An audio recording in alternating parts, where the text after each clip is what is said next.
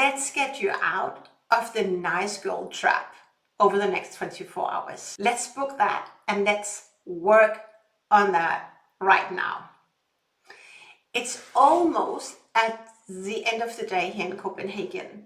I was about to wind down, reflecting on all the conversations I've had today. I work with a lot of people these days. I talk to a lot of people.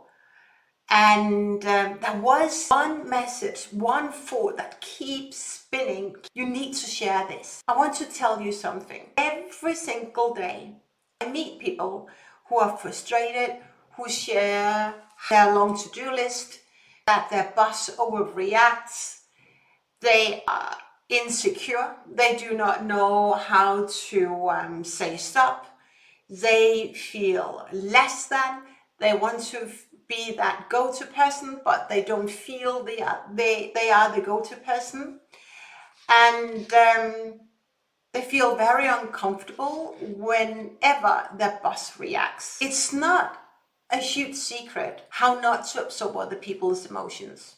It's not a huge secret to call people out with love, but most people do not know how to do it, and they do not think how to do it. I'm gonna show you how to do it. If you're new, if you do not know enough about me, or if you need to be reminded, I've been in corporate for more than 20 years. Since the beginning of my career, I've been interested in psychology, but I chose a different lifeline that got me into business operations and later on transformational projects. I've been working for people, serving people who had a very interesting lifestyle. And I started to mirror that lifestyle. And it's not a lifestyle that I'm proud of today, but it certainly was a lifestyle that got me to where I am today. So I know a lot about leadership because I studied people, how people lead. Began curious, why is it that some people are toxic? Why is it that some people play with the power the wrong way? And why is it that other people are so effortless?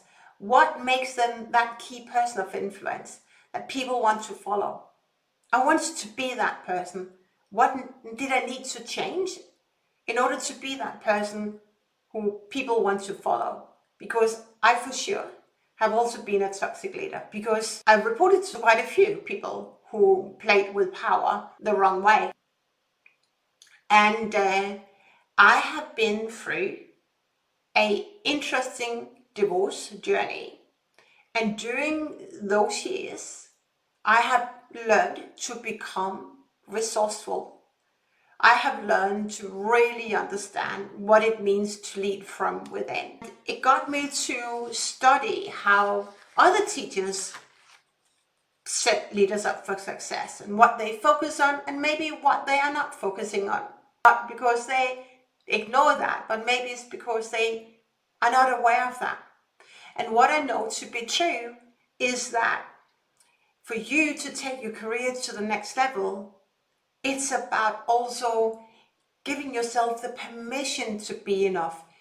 Ooh, it's deep. Give yourself the permission to ask bold questions. It's not enough just to be the doer. Yes, you can be the doer, but it won't get you to where you really want.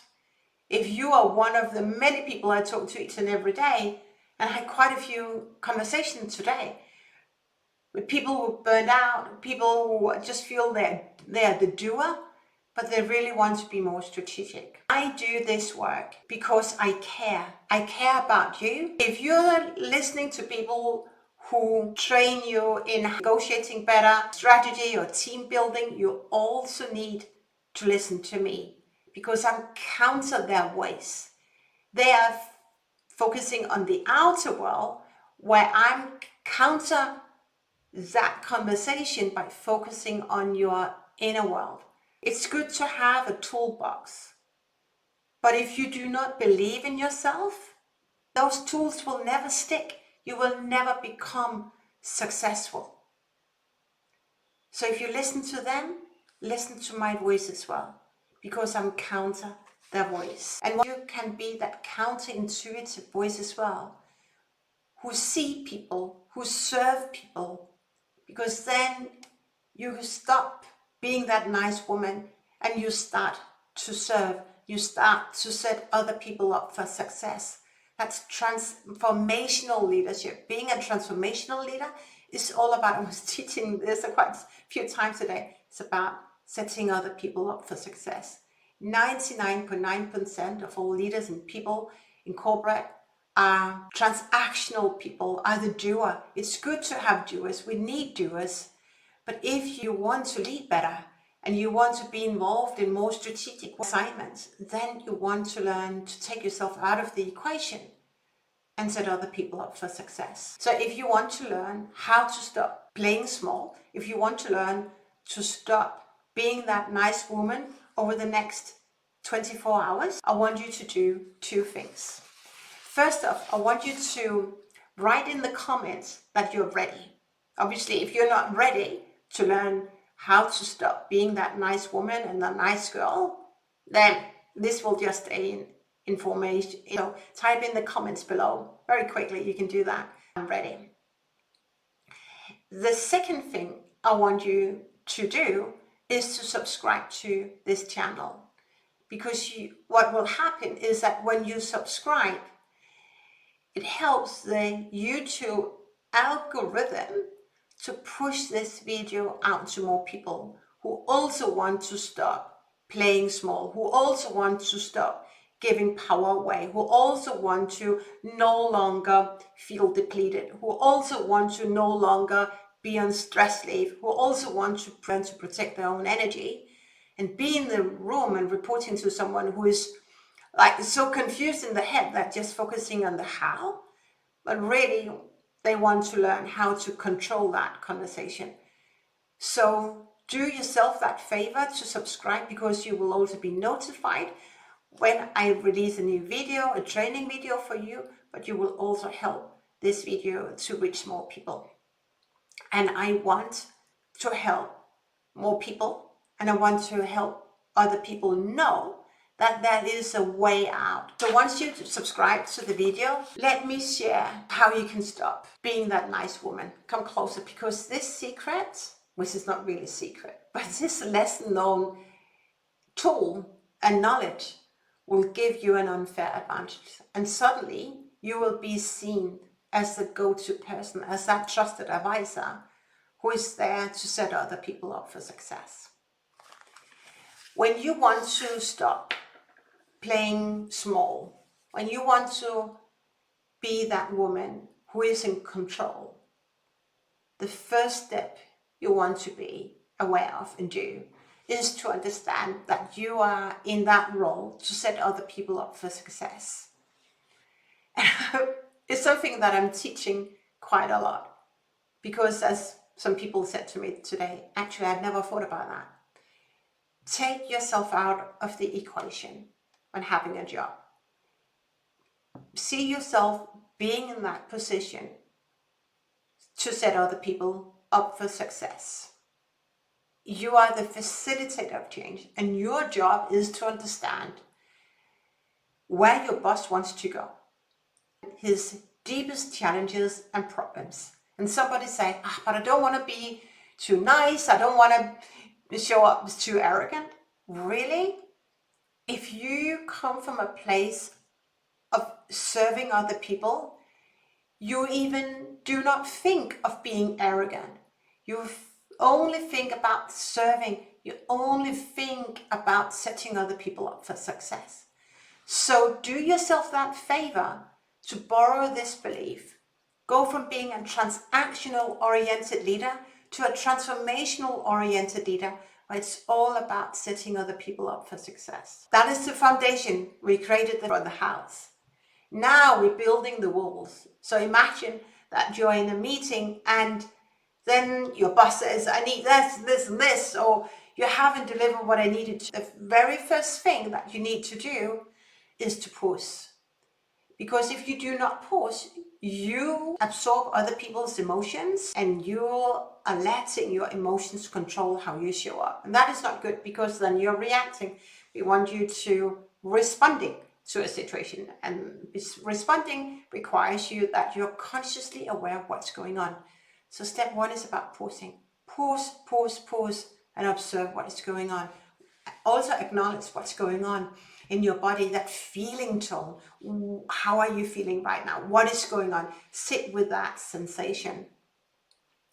Step number two, if you feel triggered, right, if you can feel right now, okay, my heart is pounding, honor those feelings and share, right now I feel stressed or triggered. What is going on? What is that dynamic? Why so stressed out?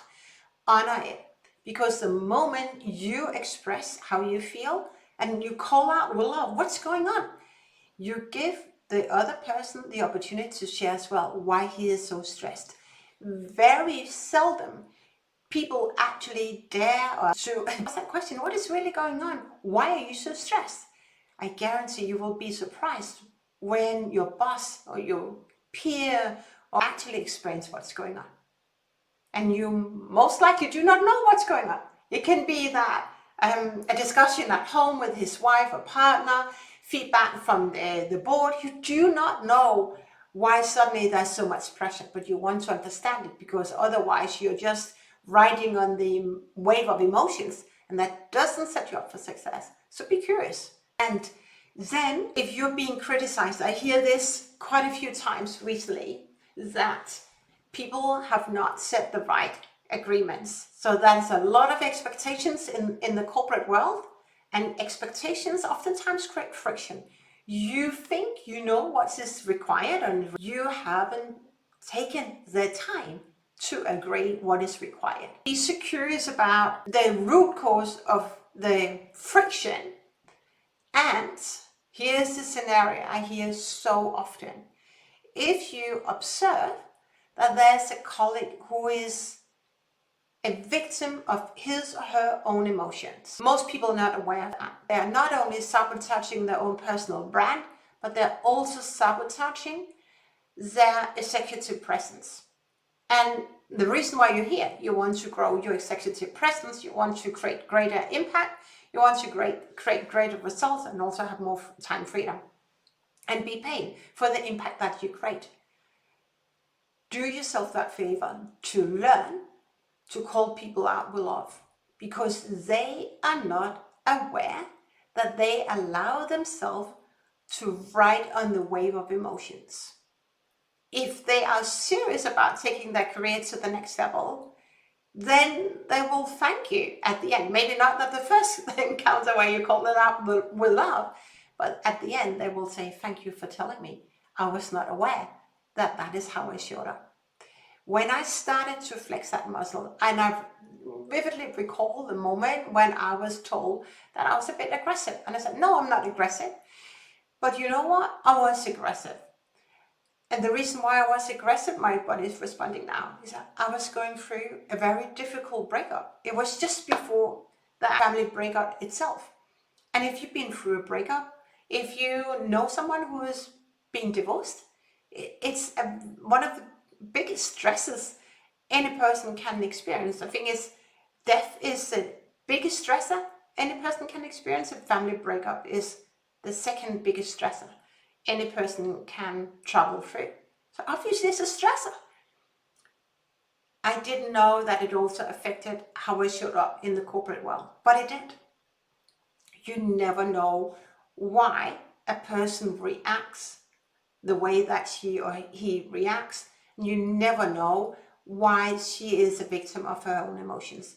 If she is a rising star, and you can also be a rising star when you're 50 plus, because there's always a next level. If she wants to take her career to the next level, she's going to thank you sooner or later that you helped her understand that she was a victim of her emotions. That's how you do it. That's how you stop playing small. That's how you stop giving power away. That is how you stop being a doer and start really showing up because you want to set other people up for success. That's how you transition from being a transactional leader to a transformational leader. It's that simple. What you need now and what you want to do now is to go and practice what I just shared with you. That was the end of the video today. Thank you for watching. If you like it, remember to subscribe, because then the YouTube algorithm pushes this video out to more people, and I want to help more people get unstuck, take their career and their life to the next level. If you want to go deeper, I'm putting out a card over here for you to take your personal development to the next level. I'll see you soon again. Bye for now.